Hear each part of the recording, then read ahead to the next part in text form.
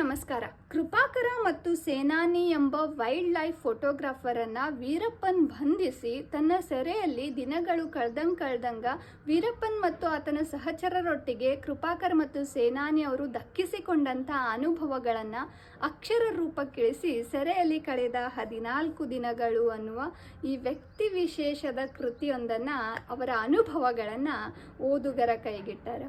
ಒಬ್ಬ ವ್ಯಕ್ತಿಯನ್ನು ನೋಡಿದಾಗ ಆತನಿಗೆ ಸಮಾಜ ನೋಡುವ ರೀತಿಯನ್ನು ನಾವು ಕಂಡಾಗ ಆತನ ಬಗ್ಗೆ ಯಾವುದೋ ಒಂದು ಮನಸ್ಥಿತಿಯನ್ನು ರೂಢಿಸ್ಕೊಂಡ್ಬಿಟ್ಟಿರ್ತೀವಿ ಆತನ ಗುಣ ವಿಶೇಷತೆಗಳ ಬಗ್ಗೆ.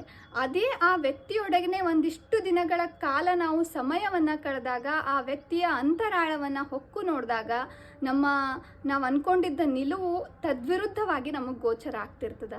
ಅಂಥ ಅನುಭವವನ್ನು ನೀಡುವಂಥ ಪುಸ್ತಕ ಇದು. ಇಲ್ಲಿ ಈ ಕೆಲವು ಪುಸ್ತಕಗಳು ಮುಂದೆ ಏನಾಗ್ತದ ಅನ್ನೋ ಕ್ಯೂರಿಯಾಸಿಟಿಯಿಂದ ಓದಿಸ್ಕೊಂಡು ಹೋಗ್ತಾವ. ಕೆಲವು ಪುಸ್ತಕಗಳು ಮಧ್ಯಕ್ಕೆ ಬೇಸರೂ ಆಗ್ತಾವ. ಕೆಲವೊಂದು ವ್ಯಕ್ತಿ ವಿಶೇಷ ಪುಸ್ತಕಗಳಲ್ಲಿ ಬರೀ ಅವರ ಸ್ಟ್ರಗಲ್ಗಳು, ಅವರ ಬೆಳೆದು ಬಂದ ಹಾದಿ, ಇನ್ಸ್ಪಿರೇಷನ್ ಇಂಥದ್ದಿರ್ತದೆ. ಆದರೆ ಈ ಒಂದು ಪುಸ್ತಕ ಬಹಳ ಅಪರೂಪ ರೀ.